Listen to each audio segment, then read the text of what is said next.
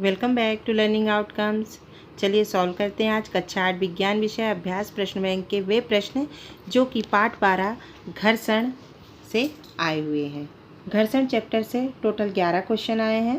Question number 8, 22, 23, 44, 45, 46, 49, 55, 60, 86 और 87 है।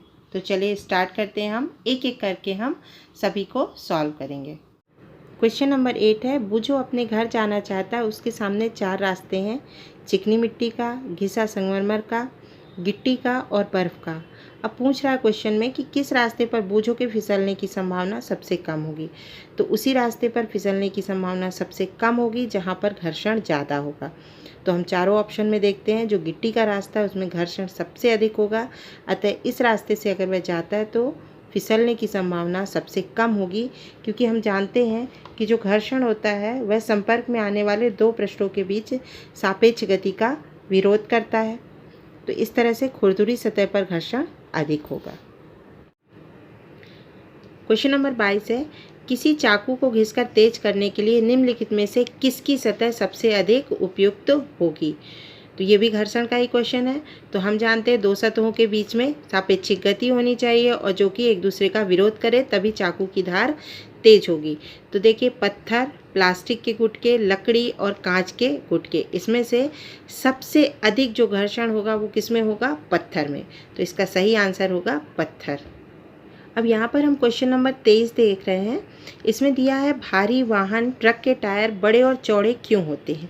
अब यहाँ पर देखिए, पूछा गया है वाहन के टायर बड़े और चौड़े। तो बड़े और चौड़े हमारे घर्षण से संबंधित ना होकर के दाब से संबंधित होंगे। और यहीं पर यदि ये पूछ लेता कि भारी वाहन ट्रक के टायर खांचेदार क्यों होते हैं, तो ये हमारा किससे संबंधित हो जाता? घर्षण से, जिसका आंसर हो जाता हमारा घर्षण बल बढ़ाने के लिए। क्वेश्चन नंबर 44 है, स्नेहक का प्रयोग मशीनों की दक्षता बढ़ाने के लिए किया जाता है क्योंकि ऑप्शन दिए हैं, यह घर्षण को बढ़ा देता है, यह घर्षण को कम कर देता है, यह गुरुत्वाकर्षण को बढ़ा देता है, और चौथा ऑप्शन दिया है, यह गुरुत्वाकर्षण को कम कर देता है। तो यहाँ पर हम देखेंगे सी और डी ऑप्शन तो संभव नहीं है, क्योंकि गुरुत्वाकर्षण से स्नेहक का संबंध नहीं है मशीनों की दक्षता के लिए। तो दो ऑप्शन दिए यहाँ पर, पहला है ए, घर्षण को बढ़ा देता है, और दूसरा दिया है घर्षण को कम कर देता है। तो हम जानते हैं कि जब भी मशीनों के बीच में हम स्नेहक को लगा देते हैं तो वहाँ पर स्नेहक की एक पतली परत बन जाती है और गतिशील पृष्ठ सीधे ही एक दूसरे को नहीं रगड़ पाते हैं। इस प्रकार से अनियमितताओं का जो अंतर्बंधन का अंतर्भाषण होता है वह काफ़ी सीमा तक दूर हो जाता है, और जो मशीनों की दक्षता होती है, गति होती है, वो बढ़ जाती है। तो यहाँ पर आएगा हमारा ऑप्शन, यह घर्षण को कम कर देता है, मीन्स इसका बी ऑप्शन सही होगा।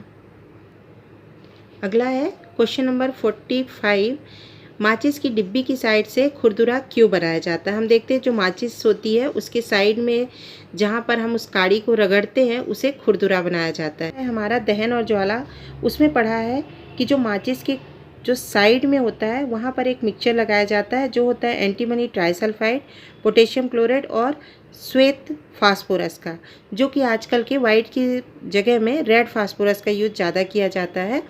तो हम इन्हें लगाते हैं जिससे कि वह आग पकड़ता है। आग पकड़ने के लिए वहाँ पर घर्षण की आवश्यकता होती है, और जब हम खुरदुरी सतह बनाते हैं तो वहाँ घर्षण अधिक होगा और आग सरलता से जल जाएगी। तो आंसर होगा हमारा डी, उसका घर्षण बढ़ाने के लिए। अगला क्वेश्चन है हमारा 46, निम्न में से किससे घर्षण बल घटता है। यहाँ पर देखिए, टायरों की तीलियों को खांचेदार बनाने से, तो इससे तो घर्षण बल बढ़ेगा। साइकिल में ब्रेक लगाकर, इससे भी घर्षण बल बढ़ेगा। जूतों की तली को खांचेदार बनाने से भी घर्षण बल बढ़ेगा। और अगला ऑप्शन देखते हैं, कैरम बोर्ड पर पाउडर का उपयोग करके। तो कैरम बोर्ड पर जब हम पाउडर का उपयोग करते हैं तो कैरम की गोटी और कैरम बोर्ड के मध्य में पाउडर आ जाता है, जिससे कि वहाँ पर घर्षण बल कम हो जाता है और जो हमारी कैरम की गोटियाँ होती हैं वो आसानी से खिसक जाती हैं। तो इसका जो आंसर होगा, घर्षण बल घटता है कैरम बोर्ड पर पाउडर का उपयोग करने से। क्वेश्चन नंबर 49 है, एक समान 4 गेंदों को क्रमशः ईंट, सीसा, सीमेंट और कीचड़ की क्षैतिज सतह पर सतह को स्पर्श करते हुए एक समान वेग से लुढ़काया जाता है। सतह पर गेंद अधिकतम दूरी तय करेगी। पहला ऑप्शन दिया है ईंट, सीसा, सीमेंट और कीचड़। तो इसका आंसर होगा हमारा सीसा। शीशे पर घर्षण कम होगा और वह जो गेंद है वह आसानी से लुढ़कती हुई चली जाएगी और ज़्यादा दूरी तय करेगी। अगला क्वेश्चन है 55। x एक भौतिक इकाई है जो किन्हीं दो सतहों के बीच में स्नेहक के प्रयोग से घट जाती है। x निम्नलिखित में से किसको प्रदर्शित करता है? ताप, दाब, घर्षण और गुरुत्व। हम जानते हैं स्नेहक का ताप से संबंध नहीं है, दाब से भी संबंध नहीं है और गुरुत्व से भी संबंध नहीं है। स्नेहक का संबंध होता है घर्षण से। स्नेहक के प्रयोग से घर्षण बल को कम किया जा सकता है, इसलिए इसका आंसर होगा सी, घर्षण। जब पंखा पुराना हो जाता है तो चलते चलते वह ज़ोर से आवाज़ करने लगता है। ऐसे में जब हम मिस्त्री को बुलाते हैं तो वह पंखे में तेल डालता है, क्यों? तेल के द्वारा पंखा चमकने लगता है, यह ऑप्शन तो सही हो नहीं सकता। असंपर्क बल घटाने के लिए ये भी सही नहीं है। फिर है ऑप्शन घर्षण बल बढ़ाने के लिए, तो तेल के द्वारा घर्षण बल बढ़ता नहीं है, कम होता है।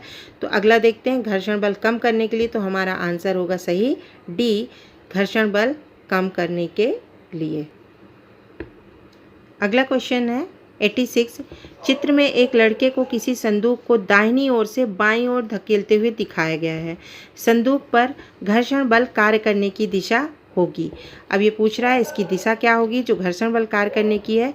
दाहिनी ओर से बाईं ओर, बाईं ओर से दाहिनी ओर, ऊपर से नीचे की ओर और नीचे से ऊपर की ओर। हम जानते हैं कि जो घर्षण बल होता है वह हमेशा लगाए गए बल का विरोध करता है। तो अगर वह अपना बल दाहिनी ओर से बाईं ओर लगा रहा है तो निश्चित रूप से जो घर्षण बल होगा वो बाईं से दाहिनी ओर लगेगा। तो इसमें देखिए ऑप्शन हमारा बी दिया हुआ है, बाईं ओर से दाहिनी ओर।